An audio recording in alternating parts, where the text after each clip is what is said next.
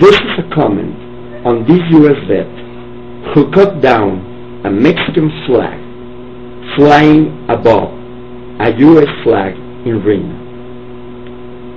First of all, I want to express my sympathy and recognition to Jim Broussard, who by doing so shows he is a man of honor and principles.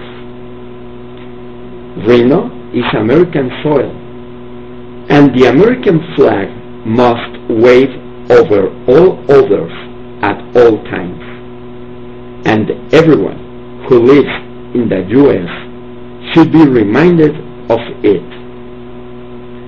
Besides, this flag deserves so much respect.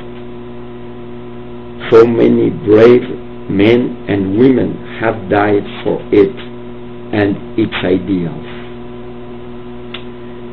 Now, on the other side, if I was in Mexico and an American flag was waving over the Mexican flag on Mexican soil, surely I would have done the same as Mr. Broussard did in Reno. Because flags are symbols of nations, peoples, cultures, and identities.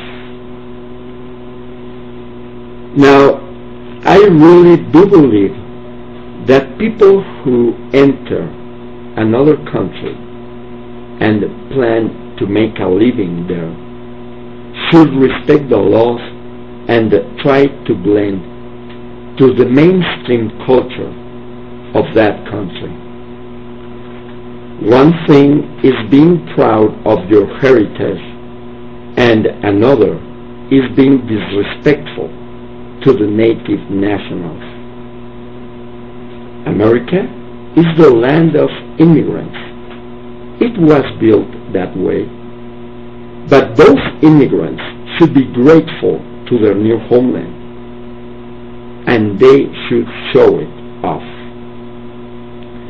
But sadly, some find this hard to do because of prejudice and racism they encounter. Immigrants are so because they seek opportunities which are denied to them in their own country. So they are not to blame. Who is to blame then? Politicians are. Basically governments in those countries, Mexico and Latin American countries mainly, that produce most of the immigration to the U.S. They are to blame because they do not look after the citizens and have not provided them with the basic needs in their own homeland: education, food, housing, employment. Also, some U.S. policies over the years are to blame because they have put a lot of economic pressure on those already weak nations. I really support real patriots, as Mr. Broussard seems to be. But I am against racists and extremists who will find in immigrants the perfect scapegoats and will blame them on everything that is wrong. It is mainly the Mexican government who must put an end to this problem, creating better conditions within Mexico so that Mexicans will not want to cross the border seeking for opportunities. And people in the U.S.